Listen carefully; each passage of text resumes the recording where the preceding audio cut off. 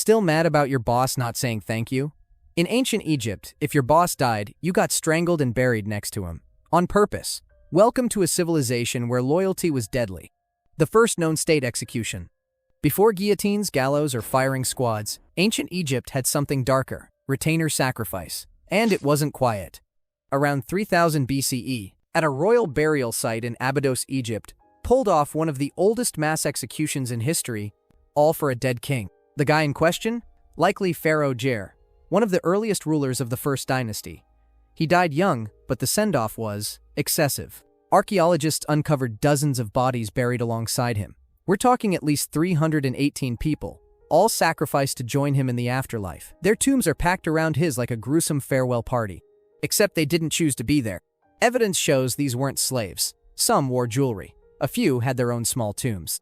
Historians believe they were household staff, nurses, cooks, maybe even musicians, killed so they could serve the pharaoh forever. Yeah, job loyalty had deadly consequences. How did they die? Probably strangulation or poison. Their bodies show no trauma, and they were buried neatly, not dumped. Some had their own grave goods too. The ancient Egyptians believed this was a promotion, not a murder, a twisted kind of honor. And it wasn't a one-time thing. This ritual killing happened for 3 full generations of kings. The tomb of Pharaoh Aha, another early ruler, had over 30 sacrificial victims. And don't forget Tomb Uj, belonging to a pre-dynastic ruler, possibly Scorpion I. His burial site included dozens of decapitated servants. That's right, some of the earliest writing in human history is carved next to a pile of corpses. Eventually, Egypt wised up. By the time Pharaoh Khsekhemwy came around, late 2nd Dynasty, real people were swapped out for shabdi dolls, little figurines meant to work for you in the afterlife. Plastic employees, ancient edition. So, did they stop sacrificing people because they got more ethical? Not likely. More like it was wasteful. Killing your entire staff every time a ruler died kind of wrecks your workforce. The hacking of the Harem plotters. Ramses III was Egypt's last real pharaoh with power, and his palace? Total chaos. In 1155 BCE, the royal harem launched a full-blown coup. Think knives, spells, and insider betrayal. The plan? Murder the king and put someone else, Pentaweret, the rebellious prince, on the throne. This wasn't gossip. We've got papyrus court records, full of names, crimes, and punishments. It's called the Judicial Papyrus of Turin, and it reads like an ancient tabloid from hell. More than 40 people were tried. High officials, magicians, concubines, you name it. Their crimes? Conspiracy, witchcraft, and attempted regicide? Their punishments? Let's just say subtlety wasn't Egypt's strong suit. Some were burned alive, others had their noses and ears cut off, and a few were forced to commit suicide in court. One guy had to take his own life, right there during sentencing, no pressure. And what about Pentaweret, the prince in question? He was given a dagger and told to do the honors himself. His body was found later, buried without royal rites. His lungs were overinflated, his skin bruised, possibly from strangulation or being buried alive. Historians still debate it. Meanwhile, Ramses III? He didn't exactly walk away unscathed. His mummy, scanned in 2012, showed his throat slashed all the way to the spine. He never had a chance. So, yeah, the plot technically worked. The cover-up just didn't. Even more brutal? The trials were held in secret courts, with guards as judges. Some of the accused were dragged in bags. One official's wife was executed in front of him. Another was mutilated, then paraded through town as a warning. And just to rub it in, they burned all records of the conspirators' names in official monuments. Ancient Egypt had cancel culture long before social media. Live burning of heretics. Akhenaten thought he could rewrite religion. Spoiler, Egypt didn't like that. Around 1350 BCE, he threw out the old gods, scrapped temples, and told everyone, worship the sun disk or else. That god was Aten, and Akhenaten made himself the top and only priest. For a while, he ruled from his weird new city, Akhetaten, now called Amarna. But when Akhenaten died, the old religion came back with a vengeance. And by came back, we mean it lit torches and got violent. The backlash was brutal. His statues were smashed, his city abandoned, and his followers? Some were burned alive for refusing to switch back to the traditional gods. This wasn't metaphorical. Burnings were a known punishment in the late 18th dynasty, especially for heresy. Egypt didn't take kindly to people who disrespected Amun, the king of gods. And if you were part of Aten's cult, you were seen as a traitor to both the state and the cosmos. Religious officials loyal to Akhenaten were dragged out of their homes, their names scraped off walls, and in extreme cases, publicly executed by fire. Burnings likely happened at temple gates, both punishment and purification, all in one horrifying display. Bones found near Amarna show signs of extreme heat damage and breakage, possibly from ritual execution. Even Akhenaten's daughter-wife, yes, that was a thing, was erased from records. His son, the boy king Tutankhamun, was rushed into power just to undo the chaos. His name literally means living image of Amun, a PR stunt to show the old gods were back in charge. To top it off, Akhenaten's body was probably dug up and dumped. His tomb at Amarna was found empty. Some think he was reburied in secret. Others believe the priests torched his remains. The message? Don't mess with tradition. This wasn't just a regime change. It was religious revenge. A full-on holy purge, with fire as its favorite tool. The priests of Amun didn't just reclaim power, they turned heretics into smoke signals. And Egypt made sure the Aten cult went up in flames, literally. The exotic diplomacy of Punt. Let's talk about Egypt's version of a goodwill tour. Around 1470 BCE, during the reign of Pharaoh Hatshepsut, a full-blown royal expedition set sail to the mysterious land of Punt, a lush trade hub somewhere along the Red Sea, likely in modern-day Eritrea or Somalia. The goal? Incense, gold, rare animals, and a chance to flex power without swinging a sword. And it worked. The journey is immortalized on the walls of Deir el-Bahri, where Egypt's artists didn't hold back. Monkeys, panthers, myrrh trees yanked from the earth. It was all hauled home like it was Black Friday. But the real attention grabber? The royal family of Punt, carved right there on the walls, standing beside the goods. We see King Parahu and his wife, Queen Ati, drawn with full bellies and hunched backs, details scholars debate to this day. Some call it realism, others call it mockery. Either way, it made a statement. Look who came crawling to Egypt. But here's where it stops being pretty. While Egypt loved to show off foreign rulers, there's no proof that the royals of Punt were captured or brought back. No tombs, no prisoner inscriptions, no bones in Thebes with their names on them. Just images, which, in ancient Egypt, could be just as powerful and just as damning. What we do know: Egypt had a habit of displaying their enemies in art, sometimes with limbs cut off, tongues out, or bodies bound in humiliating poses. There are temple texts, especially those tied to Sekhmet, that talk about offering the limbs of foreign enemies. But that wasn't diplomacy, it was war ritual. And this wasn't that. The Punt expedition was peaceful, even celebrated. No spears, no shackles, just exotic goods and ego-stroking carvings. The whole thing was state propaganda wrapped in incense smoke. So no, there was no princess chopped to pieces. But the message was still clear. Egypt ruled the narrative. Even when you came in peace, your image belonged to the pharaoh. And if Hatshepsut wanted to turn you into wall art, you posed. Or else. In ancient Egypt, soft power still came with sharp edges. And sometimes, humiliation was the real souvenir. Tomb robbers and slow death. By the time of Ramses IX, Egypt was broke, chaotic, and paranoid. The empire had shrunk. Priests ran half the country. And even the tombs of pharaohs, supposedly sacred, were getting looted left and right. And when they caught you? Oh, you wished they hadn't. This was the 20th dynasty, and the Valley of the Kings wasn't just a royal cemetery. It was ground zero for some of the harshest punishments ever handed out. The government launched multiple crackdowns. The most famous? Detailed in the Abbott Papyrus, which is basically an ancient CSI report. Tomb robbing was treated like high treason. These weren't just common thieves. Some were temple workers, embalmers, or guards, insiders who knew exactly where the loot was buried.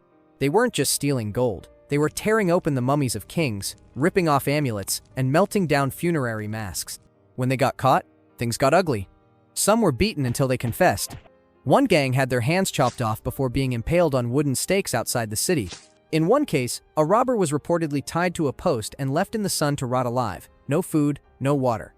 Others were publicly lashed until unconscious, then dragged through the streets as a warning. Even suspects who hadn't stolen a thing could end up mutilated. The logic? If your friend robbed a tomb, you probably knew. So, guilt by association got you a quick trial, if you were lucky, and a slow death if you weren't. This wasn't just about justice, it was about fear. The government was trying to control a collapsing system, and executions became propaganda. Locals were told the gods demanded punishment.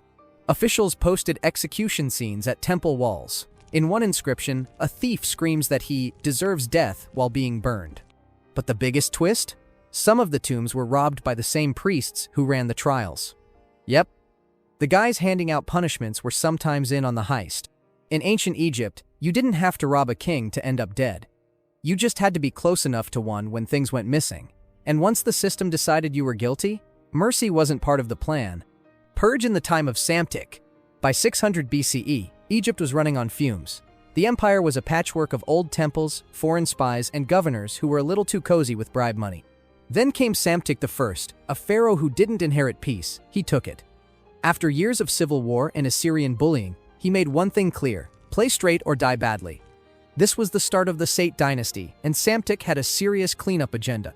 That meant corrupt officials, tax collectors, judges, military commanders were dragged out of the shadows and slammed with charges: embezzlement, treason, secret deals with the Persians.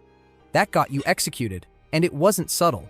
We don't have temple records listing each death, but Greek historians like Herodotus tell us Egypt punished state betrayal harshly. Hanging wasn't common. They preferred burning, beheading, or drowning. Public executions weren't entertainment, they were statements. And Psamtik made a lot of statements. High-ranking priests accused of colluding with enemies were burned alive in front of their own sanctuaries. One military commander caught leaking defense plans to the east, beheaded, and his body tossed in the Nile, denying him a proper burial and, in Egyptian belief, any shot at an afterlife. There's also evidence of name erasure from temple walls, a classic move for disgraced elites. You messed with Psamtik's rule, and you didn't just lose your life, you lost your legacy. Some officials weren't even given full mummification.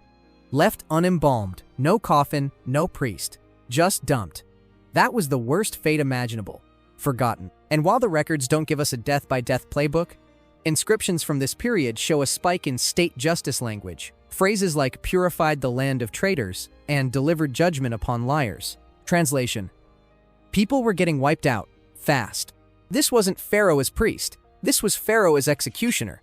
Psamtik knew Egypt couldn't survive another rebellion or another sellout priest taking Persian gold, so he ran his government like a trap, quiet until it wasn't. The crushed rebels of the Theban revolt.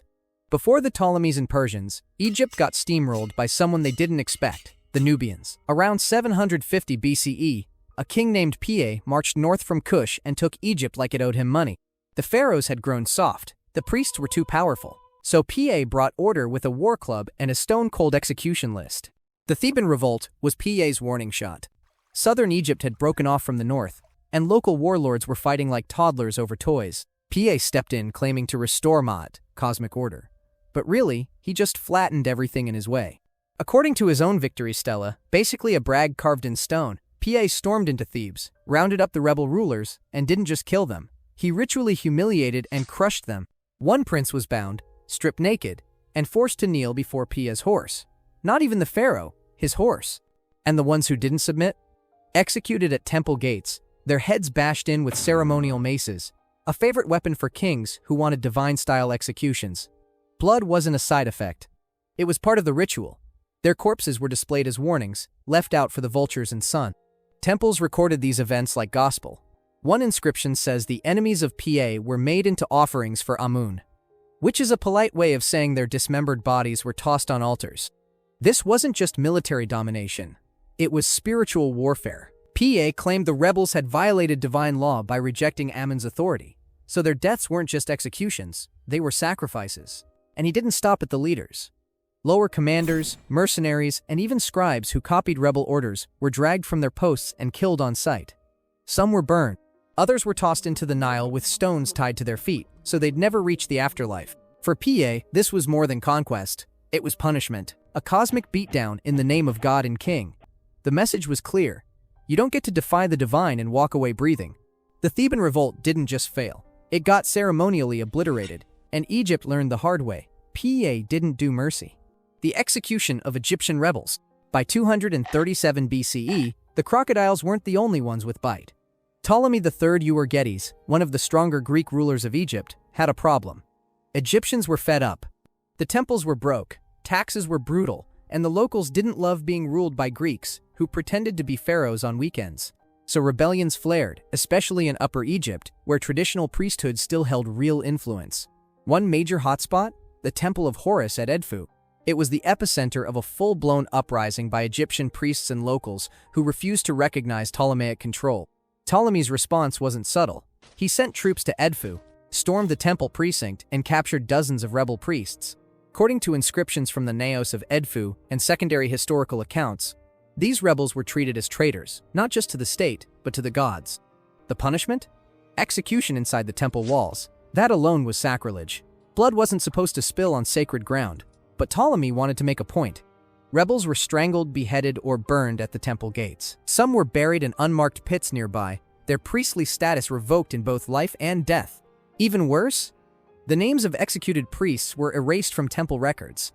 This was more than death. It was spiritual annihilation. In ancient Egyptian belief, being forgotten was the worst fate imaginable. After the crackdown, Ptolemy III commissioned major renovations at Edfu.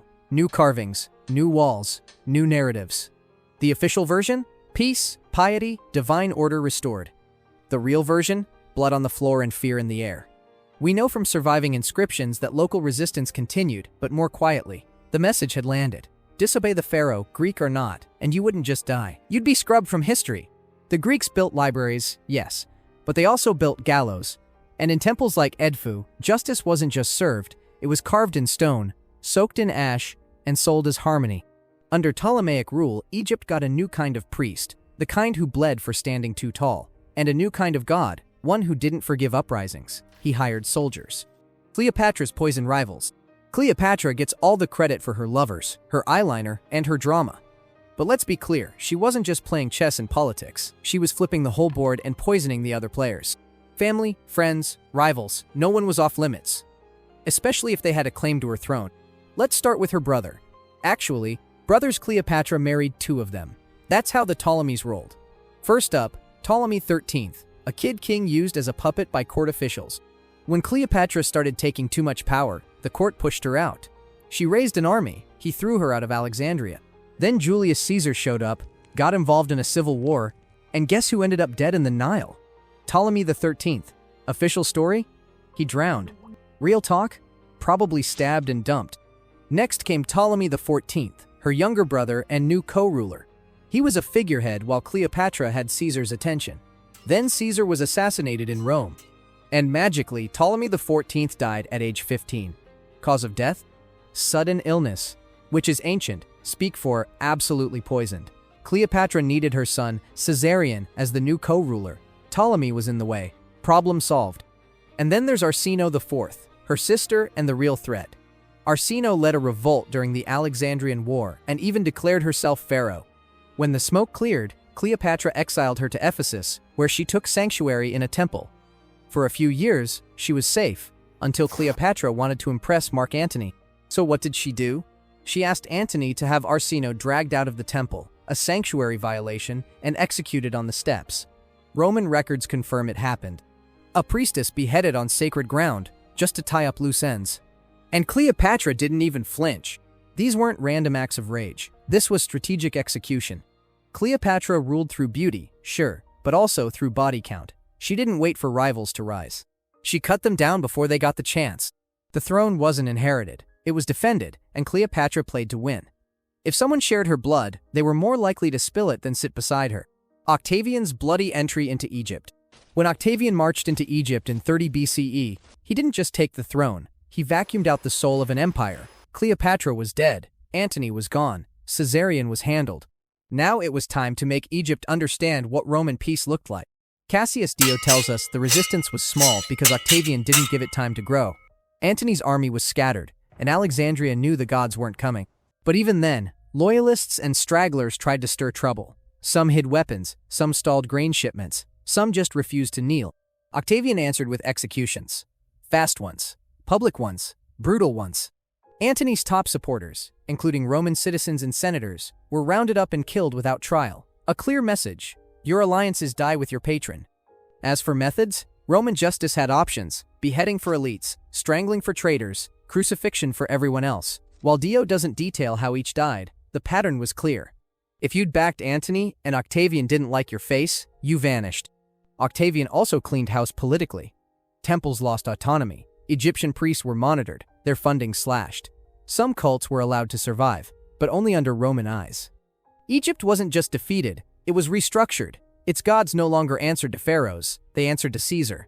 No official list exists of how many were killed. No long scroll cataloging names, just gaps. In temple records, in government rolls, in families. The silence after Octavian's peace tells its own story. The Old Kingdom, 3,000 years strong, ended in one generation. Not with a war, not with a burning city, but with quiet purges, backroom executions, and a foreign emperor writing the final chapter. You can still walk the streets of Alexandria today. But the dynasty, the bloodline, the divine rule, buried under marble and taxes. Rome didn't need to massacre a population. It just needed to make fear visible. And for every Egyptian watching Octavian's army roll through the gates, the message was carved into the silence. Gods don't rule here anymore. Rome does.